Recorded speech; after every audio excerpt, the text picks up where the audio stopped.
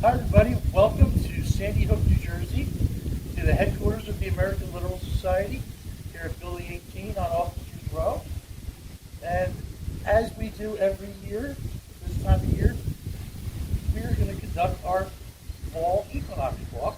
My name is Jeff Dement, and I run our marine fish tanking program here at Sandy Hook, and I'm the senior naturalist for this type of walk and talk, so make sure you ask questions. And joining us today is Nicole Haines. She's our education director here. And behind the scenes, let me just give yourself a quick look here. That's Manny Royle, who is the habitat coordinator for our restoration projects, most namely our wreck pond project. Maybe Zach, you just want to pan around and show the folks where we're at here. Of course. Prior to Sandy Hook Day. And a little blustery today.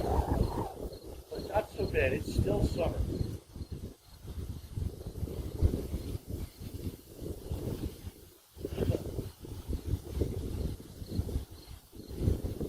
All right, without further ado, what do you say, Nicole? Let's get to it. Get to it. Okay, this is our first stop on the Sandy Hook Equinox tour. So this is right next to our building, this concrete pad here with the weird mushroom-like vents coming up. And everybody always asks, what is that all about? Well, the answer is this is part of the National Marine Fisheries Service lab, which is we're going to walk by in a couple of minutes. So that lab is completely plumbed with seawater. So there's a pipe that sticks out under the sand here that draws seawater directly from Merritt Bay. And there's pumps and screens in here to do the initial screening. The water is carried under the parking lot and into that large building there, where just about every lab can be plumbed for seawater. Temperature can be changed, different parameters like pH and salinity can be adjusted to suit the experiments that might be going on at that time. And so conversely, as the water filters out of that lab, it dumps directly out of pipe back here into Raritan Bay.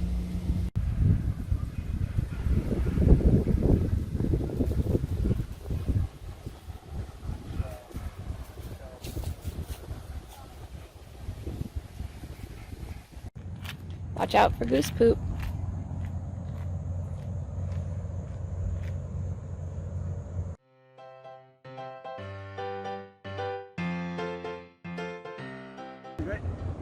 All right, here we are at a stop on our fall Equinox tour, and this is the James J. Howard Marine Science Lab. Across the street is the wet labs that we talked about. The entire building, every room is plumbed to have a seawater experiment going. And across the street here, this was part of the old Fort Hancock. So there was an army base here for many years, over 100 years, and this would have been an enlisted man's barracks. So you're going to see a lot of yellow brick buildings, including the yellow brick building that is our office, Building 18. And most of those buildings were built in the 1890s. About 1892, I believe. Now sometimes I'm a little loose with the dates. That's why I missed having Ranger Conrad or Ranger Steve here, and they keep me straight with all my dates, but you get the gist of it, right? Oh, look, it's coming. There's Zach with our society mascot. Everyone say hello to Manny the Sea Dog. Hi, Manny. Hi, Manny. Yeah, buddy.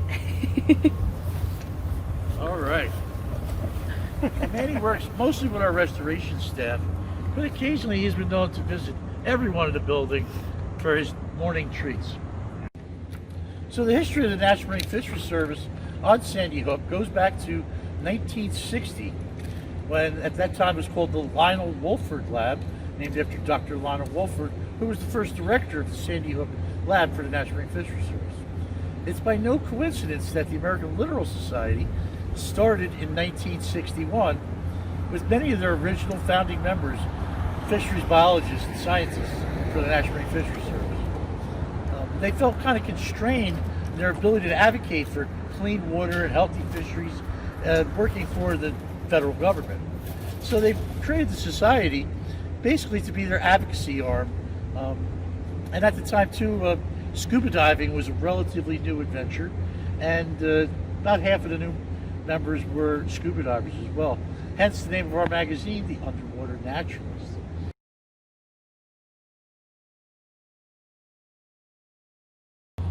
Hello everyone. So here we are at New Jersey Sea Grant Consortium. They're one of our partner organizations here on Sandy Hook. So they do a lot of fantastic work, whether it be educational work just as we do. They give out grants to organizations all around the country, and soon they have an event coming up called Ocean Fun Day, which is typically either here at Sandy Hook in person or at Island Beach State Park in person. But what they are doing is a virtual Ocean Fun Day this year, so look out for that coming early October. Okay, on our solstice and equinox walks, we usually focus a lot on flora and fauna, and this is an interesting Sandy Hook specimen. For those you didn't know, you would know that this is an oak tree, and more specifically it's a pin oak tree. And you can see we have a lot of deer on Sandy Hook. The deer have been browsing all these lower branches here, putting a hurting on this tree. But unique on Sandy Hook is that there's only about 5 oak trees on the whole peninsula. Whereas if you go to Island Beach State Park, there's quite a few oaks there, white oaks, chestnut oaks. So it's a mystery to me and others. Why are there only 5 oaks here? I tend to speculate possibly that they were one of the first trees consumed by the Army because there's superior burning quality to some of the other trees that are present here. But just speculation. So here's the leaf from the pin oak tree. And one of the ways that I identify this, when you get further down into leaf morphology, is these lobes here and the sinuses, very deep on a pin oak. And also at the tips here, you'll notice that there's a little bristle, a little tiny hair. That denotes that it's in the red oak side of the oaks. So oaks can break down into either white oaks or red oaks.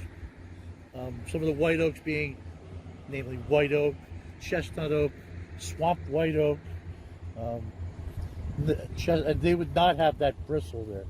So pin oaks, red oaks, scarlet oaks, they are all on the black oaks are all on the red side, and they'll possess that bristle.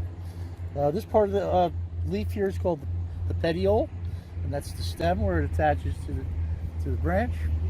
And I guess interesting enough, why they call this a pin oak tree, if you look at the bottom branches here, they're all growing down at 45, and the middle branches are growing straight out, and the top branches are growing straight up, very much in the form of a pinfish. Okay, so here's a rather large tree here at Sandy Hook, but this tree is non-native, otherwise known as an invasive species. This tree comes from Asia, and it's called a mimosa tree. You can see it was planted right here, obviously, by the Army. It has beautiful flowers, and I guess that's why people would plant it, for their flowers, but it really tends to escape into open field areas and just take over like any good invasive would. Here you can see the legume-like seed pod, so very prolific seeds, just like a good invasive. Is that how they make mimosas? No. And this compound leaf here, it's actually doubly compound. And what does that mean? Well, so this whole thing here, sorry tree, this whole leaf here, this is one leaf. And each one of these individuals are leaflets. So you have, it's compound once by having these. If these were one leaf, that would still be compound, but it's doubly compound because each leaflet has multiple leaflets. As you'll see in the back, an Osprey platform that was put here by the Park Service, and you can see the sticks up there. That was a successful nest this year, but it appears that the adults and the juvenile have made their fall migration already. Most of the ospreys around here travel to one lake in Venezuela, and they figured this out through radio collar tracking and satellite tracking. Lake Valencia in Venezuela. And an interesting thing is that when the birds get to Lake Valencia, they separate by sex. So males go to one end of the lake and the females go to the other, and they don't mix until they get back here next spring around St. Patrick's Day. Okay, back to a good native tree here on Sandy Hook. And this is a species of sumac. Now, as soon as I say that, people go, oh, is it poison sumac? And no, it's not. There is no poison sumac on Sandy Hook, at least that I know of. This one is winged sumac. So you can see this is a compound leaf again. This is one leaf, and these are leaflets, and it's singly compound, not like mimosa. And the stem of a compound leaf is called the rachis. And if you look along the rachis here, you'll see these little leaves there. So they look like wings. So hence this gets its name, winged sumac. And these berries here, this is the fruit. This is very high in vitamin C. You can make a drink out of this, and early settlers and Native Americans would have done so. You can put these berries in cheesecloth and make a cold tea out of them. Very high in vitamin C. You'll never get scurvy with winged sumac around. Okay, here we are at Fort Hancock, right down the street from the NOAA lab. And there's the Sea Grant building right here. And so there was 3 barracks here and 3 mess halls. Each barracks had its own mess hall. One of these barracks actually held the Women's Army Corps, and that would have been all women, of course, in that barracks. But so each barracks had enlisted men, and then each barracks had its own mess hall out front here. This barracks right here, the roof collapsed about 2 years ago. Just not a really big storm, or it wasn't a Hurricane Sandy type event. Just continued water penetration. And I would have bet dollars to donuts that this building was a goner. But across the street here we have the Marine Academy of Science and Technology, which Nicole will tell you about in a minute. Through public dollars, they have gotten the money to fix this building up and to make it their gymnasium, which they lost during Hurricane Sandy. So there have been a few instances where we've gone out on Mass boat called the Blue Sea, where we will help on different research projects that they are a part of. Occasionally they'll tag fish. I have students that they have to do a final senior thesis project here, and very often I'll let them use the tagging data set to ask questions about changing fish populations or life history ecology questions. So great kids here, great faculty. If you're lucky enough to get your child tested in here, it's well worth it. Okay, here's another one of my favorite types of trees on Sandy Hook. And having said that, there's not a lot of diversity. There's not many different types of trees. And a lot of that has to do with the soil and the conditions here in Sandy Hook. So for the most part, Sandy Hook is composed of sand. And so when it rains, sand is not a very good collector of moisture and groundwater, say, as opposed to clay or a nice loamy soil. So what grows here is restricted first by the soil, secondarily by the ocean and the proximity of salt water, and the constant winds as well. So this tree right here is in the elm family, and it's called a hackberry. Very prolific here at Sandy Hook. One of my key ID features on the hackberry is you'll notice on the older trees, lower down in the bark, there will be all these warts. And so that's very indicative of a hackberry. Here's a hackberry leaf, and you can see it's generally serrated, and then it has this acuminate tip that kind of whips off to the right. But better to learn ID features like bark, because the leaves, they'll go away. And then what do you got? You got the bark.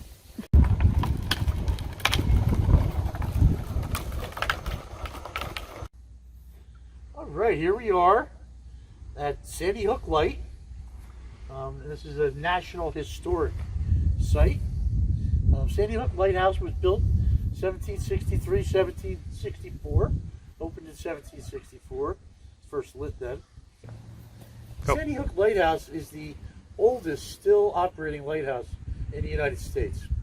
There's 3 lighthouses that are older, but they no longer light up or function as an actual aid to navigation. The Coast Guard maintains this light, and if you look up right now, it's lit right now. I believe it's a 1,000-watt light bulb, single light bulb, and it's magnified by what's known as a Fresnel lens. And it's basically just a bunch of pyramids that maximize the luminosity of that single light bulb. During the Revolutionary War, this was the British controlled Sandy Hook Light to control the shipping in and out of Sandy Hook Channel and the entrance to New York Harbor and onto Manhattan. There was also a battle here, so there's a lot of guns out here on Sandy Hook. This is part of our coastal defense system. We'll see some guns that come later in the time period. But this was the only site of an actual battle that took place on Sandy Hook, and it took place right here. And you can see there's some shells from a later time period laying in the grass there.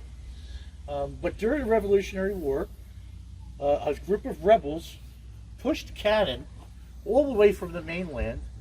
They didn't use mules or horses because they didn't want those animals to belie their presence. So they physically pushed those cannons out the sand road here and started firing cannonballs at the lighthouse in an effort to knock it down and thereby hamper British shipping. The base of the lighthouse is 13-foot brick. And so the cannonballs were bouncing off the lighthouse. No one really got hurt.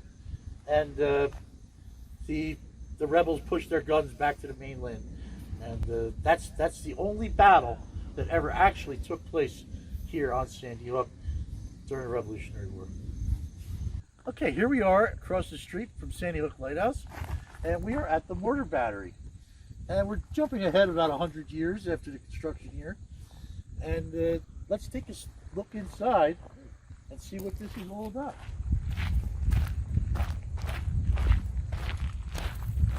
Here's a somewhat faded picture, but it shows you what the mortar pit looked like. So here there was 4 pits and 4 mortar guns in each pit. And so that for a total of 16 guns could all fire simultaneously. A lot of what you see out here at Sandy Hook is an arms race. So defenses would get stronger, and so the weaponry would be made to penetrate those defenses. An example is out by the Coast Guard, there is a Civil War fort being built out of granite. And so granite's fine to protect you from cannonballs and other small charges like that. But once they started rifling shells, high explosive shells, the granite just couldn't take it. So similar with ships at sea. You guys have heard of old iron sides, right? So they started iron plating the sides of ships to prevent a shell or a cannonball from coming from the side. So the theory with the mortar battery is here, let's avoid that defense and not try to penetrate the side. Let's lob a mortar shell up and come down through the deck of the ship in order to sink it. So we're going to take a walk back inside one of the mortar batteries here. This is just one of the 4 pits that are here. You notice the rails here were used to transport ammunition and powder. These would have been traversed by mules at first that would have done most of the heavy pulling, and later by small gauge railroad. Also a great location if you would like to sing. Let's hear it, Jeff. Echo, echo.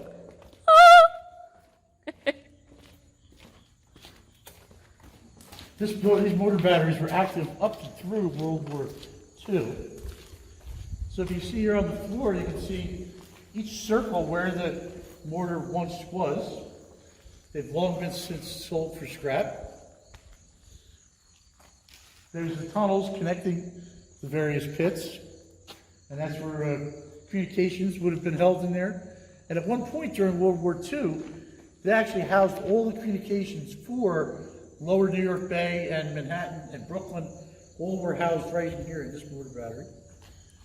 You can see up the top here in that pillbox, that's where the officers in the pit would have received firing solutions and firing orders, and that would be coming from the highest command post here on Sandy Hook, which is on top of Battery Potter, which we're going to go by in a little bit. So pretty neat in here. Echo! So here we have prickly pear cactus, as you can see right in front of me. So in July, this has a really beautiful yellow flower that will pop up on top of the cactus. And it also has a fruit that grows, prickly pear, in October. And just be very wary of the spines. So they're called glochids. Very dangerous. Don't want to touch a prickly pear cactus. This is one of the most prominent trees on Sandy Hook, or most common, I should say. This is an eastern red cedar. It's in the juniper family. Eastern red cedars and the other common American holly tree out on Sandy Hook are unique among the plant and tree world in that it has both, it's either male or female. Most trees and plants have male and female parts in one individual. Not so with the eastern red cedar. So it's either a prince or a princess. And what do you all think here? What do I got? A prince or a princess? Princess! Princess, correct. So we have the fruits on this one. And if you were here, I would encourage you to smell the fruit, crush it with your fingernail, and smell it. And for you adults, you might recognize that smell from Tanqueray or Beefeater. It's commonly used to flavor gin. This is what's known as a pioneer species. And so it does very well in this very dry, sandy soil. It's called a pioneer because let's say you had a farm field and you stopped farming. This would be the first tree species to pop up. Later on, as the forest succeeded, you would get oaks and other pines that may top over and shade this tree out. And we'll see that on future walks when we go through the maritime forest. Okay, here we are. This is part of Fort Hancock. And this is called Battery Granger. And this was very functional during World War II era. During that time, there would have been crews of soldiers manning and firing these guns and practice firing. There would have been 2 guns in this battery, and they were known as lift guns because they would pop up from behind the parapet wall. They could fire, and then they would pop back down. They worked on a counterweight system, so you would drop the counterweight, and the gun would pop up into its firing position, and then the recoil of the gun after firing would bring the gun back down and the counterweight back up, ready for loading. And so pretty quick turnaround time on this. I believe definitely less than 2 minutes. It was about a minute and a half between firing, reloading, and firing once again. So the Lenape Indians back in the day used to call September the month of yellow flowers. So here we have goldenrod, which in September you'll see this all around Sandy Hook popping up with this beautiful yellow flower. A big fan of the yellow flower are the monarch butterfly. So they will heavily feed on this plant and it will help them on their migration down to the mountains of Mexico. Okay, Nicole and I are now at the oldest gun battery here on Sandy Hook, and it's Battery Potter. And it's built around 1892, 1893.